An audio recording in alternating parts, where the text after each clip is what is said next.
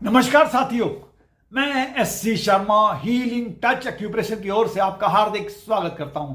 आज हम एक बड़े इंपॉर्टेंट टॉपिक को डिस्कस करने जा रहे हैं जिसका नाम है infection diagnosis and acupressure treatment. यानी संक्रमण है हमारे पूरी बॉडी में हो जाता है, संक्रमण हो जाता है और हमारे इसमें संक्रमण से छोटी बीमारी से लेके यानी कोल्ड कफ से शुरू होकर ये गंभीर बीमारियों तक पहुंच जाता है। और आइए जाने इन्फेक्शन के लक्षण या सिम्टम्स क्या क्या हैं। नंबर 1, नाभि के आसपास पेन होना, यानी नेवल एरिया में पेन होना, उल्टी, दस्त, बुखार, चक्कर, ये सारे हैं। उसके अलावा अगर नींद नहीं आ रही है, इंसोमिनिया है, टीबी हो गया है, बेड वेटिंग है यानी पेशाब कर रहे हैं बिस्तर पे, उसमें अल्सर हो गया है, अस्थमा है, एनीमिया हो गया है, फाइलेरिया है। उसके अलावा अगर स्किन डिजीज हो रही है, आपको स्किन डिजीज हो रही है, सोरियासिस है, एक्जिमा है, भूख नहीं लग रही या भूख बहुत लग रही है। उसके अलावा अगर टॉन्सिलाइटिस होता है या ब्रोंकाइटिस होता है, एनल ईचिंग यानी गुदा द्वार में खुजली हो रही है या छाले पड़ गए हैं, सोर्स हो गए, छाले हो गए हैं, स्वेलिंग हो गया है, न्यूमोनिया हो रहा है, फ्लूरिसी है, मेनिंजाइटिस हो रहा है, कोलाइटिस हो रहा है यानी गॉल ब्लैडर स्टोन का पेन हो रहा है, गैस्ट्राइटिस हो रही है, इन सारे केस के लिए इन्फेक्शन ही जिम्मेदार है। अगर हमारा थ्रोट इन्फेक्शन हो जाता है तो थ्रोट इन्फेक्शन से हमारी बॉडी में टॉन्सिलाइटिस होता है, उसके बाद फेरेंजाइटिस होता है, ब्रेन इन्फेक्शन है, मेनिंजाइटिस है और ब्रेन फीवर भी हो जाता है। अगर ये इन्फेक्शन हमारे चेस्ट रीजन में हो रहा है, तो उससे फ्लूरिसी हो सकती है, हार्ट एनलार्जमेंट हो जाता है, उसके बाद निमोनिया हो जाता है। अगर इंटेस्टाइन में इन्फेक्शन हो रहा है तो स्वेलिंग हो सकती है, अल्सर है, गैस्ट्राइटिस है, कोलाइटिस है, ये चीजें हो सकती हैं। इसका मतलब ये है कि इन्फेक्शन हमारे बॉडी के सभी पार्ट्स को इन्फेक्ट कर देता है, यानी असर डालता है उन पे। आइए जाने फैक्टर्स क्या क्या हैं इन्फेक्शन के, जो इन्फेक्शन होता है। एक तो यानी पैथोजेंस हमारे शरीर में पैदा हो जाते हैं, यानी वायरस, बैक्टीरिया, फंगाई, प्रोटोजोआ और वॉर्म्स जो है हमारे कीड़े पेट में होते हैं, ये भी जिम्मेदार होते हैं हमारे शरीर में इन्फेक्शन के लिए। इन्फेक्शन होता क्या हमारे शरीर में नॉर्मली या तो खाने के थ्रू जाता है या पानी के थ्रू भी हमारे शरीर में एंट्री करता है।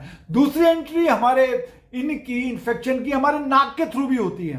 जो नाक के थ्रू एंट्री होती है वो सीधा लंग्स में जाता है, इन्फेक्शन सीधा लंग्स में जाता है। उसके बाद हमारे ब्लड में ये घुल मिल जाता है और ब्लड में घुल मिल जाने से हमारी ब्रीदिंग में प्रॉब्लम आती है, सांस लेने में की प्रॉब्लम आती है और इससे बहुत सारे स्किन डिजीज भी होने की संभावना बढ़ जाती है।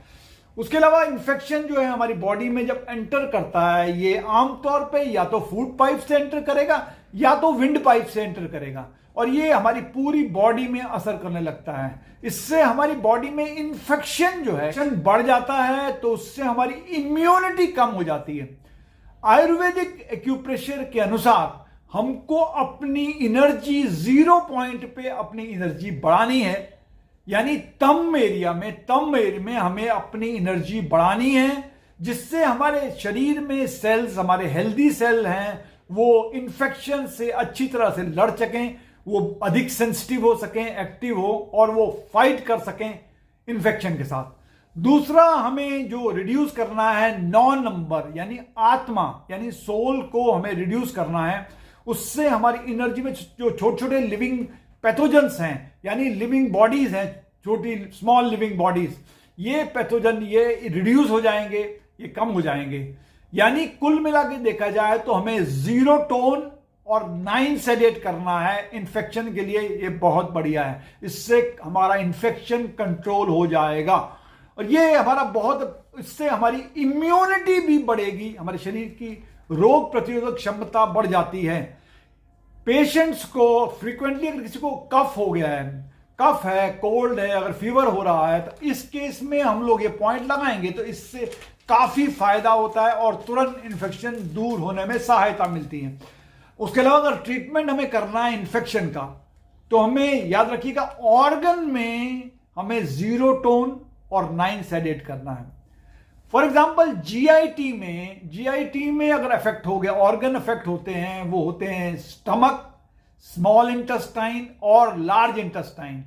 स्मॉल इंटेस्टाइन जो होगा यानी एक एडल्ट के में इंफेक्शन होता है तो स्मॉल इंटेस्टाइन वो होता है हमारा लेफ्ट स्मॉल फिंगर वाद जॉइंट। ये देखिए यहां काला रंग लगा है, यहां पर टोन करना है और इसके पीछे यहां सेडेट करना है, यानी लेफ्ट स्मॉल फिंगर वाद जॉइंट 0 टोन एंड 9 सेडेट।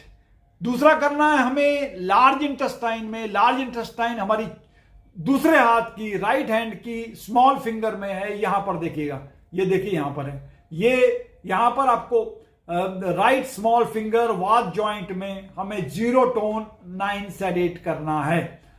उसके अलावा अगर स्टमक भी अफेक्टेड ऑर्गन है, इसमें राइट रिंग फिंगर देखिए राइट रिंग फिंगर में वाद जॉइंट में हमें 0 टोन और 9 सेडेट करना है। ये 3 पॉइंट लगा लेंगे तो एडल्ट के लिए काफी है, इन्फेक्शन फाइट हो अच्छी तरह हो पाएगा, इम्यूनिटी बढ़ जाएगी हमारी। अगर बच्चों में हो रहा है तो हमें ये 3 पॉइंट तो लगाना ही है, लार्ज इंटेस्टाइन, स्मॉल इंटेस्टाइन और स्टमक तो लगाना ही है। इसके अलावा हमें गॉल ब्लैडर में भी लगाना है 0 टोन 9 सेडेट, यानी लेफ्ट इंडेक्स फिंगर में यहां पर हमें टोन करना है V joint, left index finger वाद जॉइंट 0 टोन 9 सेडेट, ये हमें करना है। यानी बच्चों में अगर इंफेक्शन होता है तो हमें ये 3 पॉइंट और 4 पॉइंट लगाने हैं।